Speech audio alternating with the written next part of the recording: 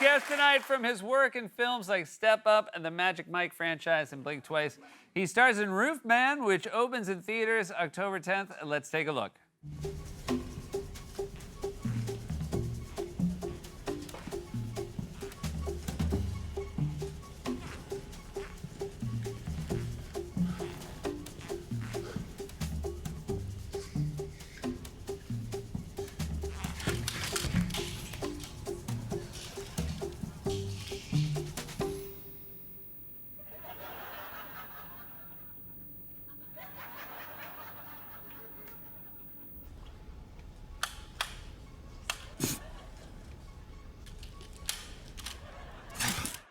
Please welcome back to the show our friend Channing Tatum, everybody.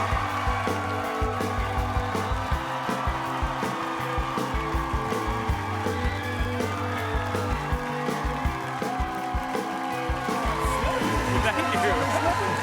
I am so happy to see you. Yeah, same. I really love this film. Thank you, sir. I want to talk to you about it, but first, I do want to check in on your family. 12-year-old daughter. Yeah. Halloween, it's Halloween month. Yes. And I know for my kids, they're already talking about it. How far into the process are you with her? Oh, we're deep. We've almost, Deep. let's see, probably right after Halloween last year, we almost knew what this year was going to be. We're deep into Blackpink and K-pop as a whole. Okay. So Blackpink for those Yep, who might know. So that's this is it. so. Is it going to be her and friends? Her and friends. Okay, Or so- I have to play all the rest of them. No.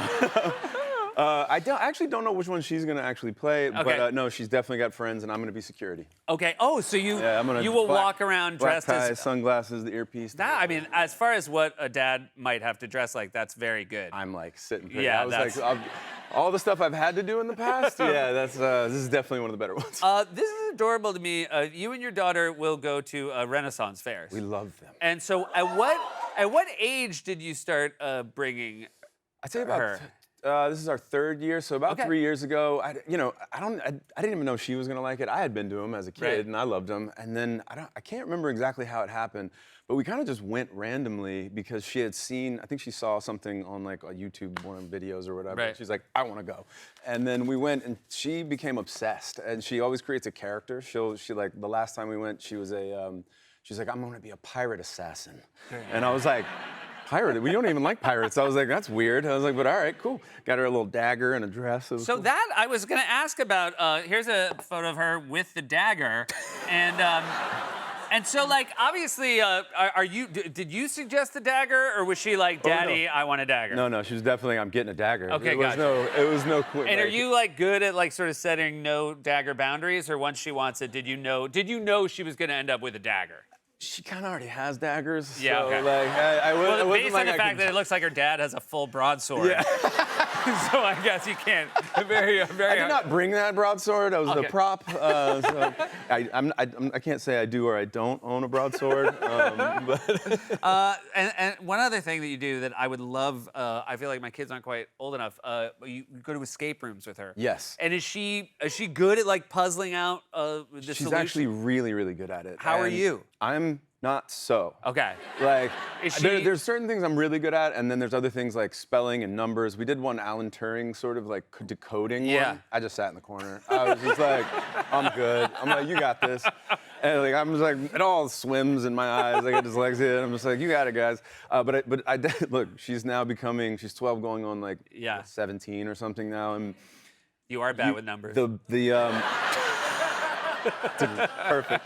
Oh God, ran right into that one. Yeah, so she is becoming a woman, and the hormones are a real thing. Yeah. And the last. And super easy to deal with. And yeah. Oh, it's so great. It's so great. I'm so good at it. I mean, our little girl is 4, and she's so much easier than the boys. And the amount everybody we know with a daughter is like, yeah, wait. You just see their eyes change. Yeah, Their we're eyes like, just she's change. perfect, and they're like, She screamed. She actually screamed at me at the last escape room. Like she was like, "Dad, don't touch that!" And I was like, "Whoa, whoa! We are both trying to solve this together. I do not need to be yelled at right now." The people who run the escape room are like coming in on the intercom, being like, "Sir, are you okay?" Yeah. I get like a participation award, and then they're like, "Are you safe? Are you?" Escape Room is actually not a bad segue to this film. So this is about a real guy Jeffrey Manchester, is that his name? Yes, Jeffrey Manchester. So he escapes from prison and basically hides in a Toys R Us for how long? About 6 months. 6 months. Yeah, lives a full life. Lives a full life. Like he's out at night going crazy in the store, as you can imagine. You know, Yeah. a grown up being like set loose in a 2000s Toys R Us huge box store with unlimited toys to play with. I had a lot of fun. And like it was just, yeah, it was like a childhood dream, but he lived a full life. He started dating, you know, someone in the real story. Our Lee, which is played by Kirsten Dunst. Yeah, fantastic as well. Is an employee at the Toys R Us, just for story's sake, but she didn't actually work in the Toys R Us in the real story. Now, this is again, true story, and I did not realize you actually had a chance to sit down with Jeffrey, who's still incarcerated. Just phone calls. Just phone calls, Yeah, got it. Just phone calls. But limited time. 15 minutes at a time. He can only call you. You can't call him. So Got it. you could be anywhere. I remember talking to my daughter's kindergarten teacher, and I'm like, I'm sorry, Supermax Prison's calling me right now.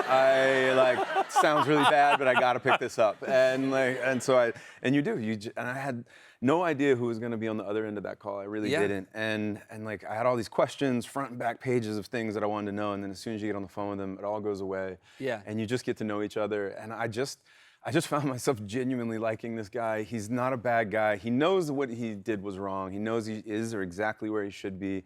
But he got 45 years for robbing a McDonald's. Yeah. He might have robbed more, but he only caught him for one. Right. Yeah. You know, that's a thing. You know, it's a real thing. But they threw the book at him. You don't get 45 years for murder sometimes. Yeah. You know. So his point of view was, look, if I am not going to get a second chance from the state, he's going to give himself a second chance, and he broke out. He broke out, and it's a fascinating scene to watch how somebody breaks out of prison, and it's it was very genius. Yeah. The guy's a very, very intelligent human. He just kind of can't get out of his own way. In his words, he's like, I made some decisions that took away some other decisions in my life, and all I was left with was bad decisions, and I did that to myself. Did I know the director took pains to talk to a lot of the real people. Yeah, there's like a dozen people, maybe more, in the movie that actually were living the real life. We shot in Charlotte, kind of where basically it all took place.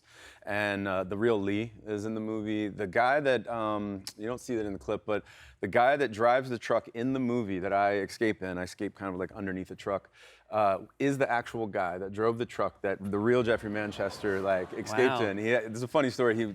Derek interviewed him, the director, Derek Cianfrance, interviewed him, and at the end of the interview, he's like, the guy's leaving, and he's like, hey, who are you gonna get to play me? And he's like, I don't know. You have any ideas? And he's like, well, I think it should be me. And he's like, all right, you're in. He's like, it's hard to make it realistic. Yeah, you can't drive that truck just like anything. Yeah, because you have to drive it like you don't know a guy's escaping. An actor, you'll be able to see in their eyes. Yeah, but I do think that's the beauty of Derek's films. Like he populates the movie with such reality. He's obsessed with realism. He doesn't do rehearsals because he doesn't want something to happen for the first time in rehearsal that you just never will be able to grab it again. Well, so to that point, Peter Dinklage is fantastic in the film, Yes. and there's a scene with you and Peter, and he waited to introduce you guys till right before that. So the first time I truly met Peter Dinklage was our very first scene. Yeah. He did the same thing with me and Kirsten in our scene, and I'm butt naked. Yeah. And I had never really met Peter before. Yeah. And I literally shook his hand, and I was just like, okay, you're gonna get to know everything about me today. This is And I will say, and again, it speaks to the way Derek shoots the film, right? There's no tricks to the level of butt naked you are. It's all just butthole birthday naked. Yeah. Like his birthday suit naked. And so because of that, obviously you have to, one, be acting, but two, you have to, be aware that there's certain things that aren't supposed to be on camera. 100%. And I thought they had a plan. I was like, you gotta have a plan, right? And I think I just read the script, and I'm naked in a lot of movies. And, so usually people have a plan, or they talk to you about their plan. And I remember getting there and being like, we haven't really talked about this plan. And I get there and I'm like, so how are we gonna shoot this? And he's like, I don't know. And I'm like, really? Well, so is it what is it gonna? We're thinking a oneer, and I'm like, that's not gonna work. That is not gonna work. You're gonna see something. I have to jump up on this bike rack where the camera's right behind me. So if I jump up, it is right down the barrel. I had a moment, and again, I'm a fan of your work, and Like, I'm just gonna say, like, I had a moment while you were jumping up. I'm like, oh yeah, no, there's no way to make that sexy. Nope. And Yeah. There's You're just, like, there's no there's a alluring way. Yeah. There's a moment where I get stuck, and of course he had to use the one that I look like the least cool Yeah. in. Like, but there's no cool way to do this. There's But just- I like that again. You know, I don't feel like I'm giving anything away. Like it is really like it was a very funny scene, but also you're like, oh no, you were both naked and you don't have a lot of time to hide. No, and it's funny, but it's also like kind of sad and Yeah. like, but also scary. You're like, oh no, this is funny, but like this could be it. You know, Yeah. he's gonna get caught.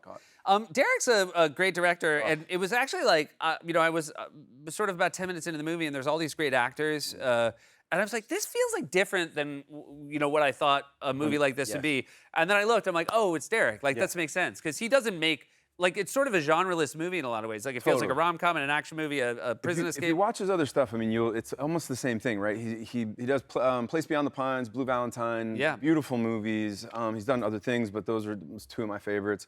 And he has this genreless like tone to his movies. Yeah. They're funny, they have action, they're usually some sort of thrill and drama. Like they're kind of 70s movies in a way, where like, you know, like One Flew Over the Cuckoo's Nest or something, like where you're laughing but at stuff that you probably shouldn't laugh at, but then you're also very, very scared. There's action going on, and the stakes are just, you know, for real. And it's, I don't know, I would have done anything, and I'll do anything with him forever. I think he's a master filmmaker. I will say, like, watching it, I realized that you probably, if I was hiding in a store for 6 months, I wouldn't choose a Toys R Us. Really? What would you choose? Well, just something that had more food. Right, that's fair.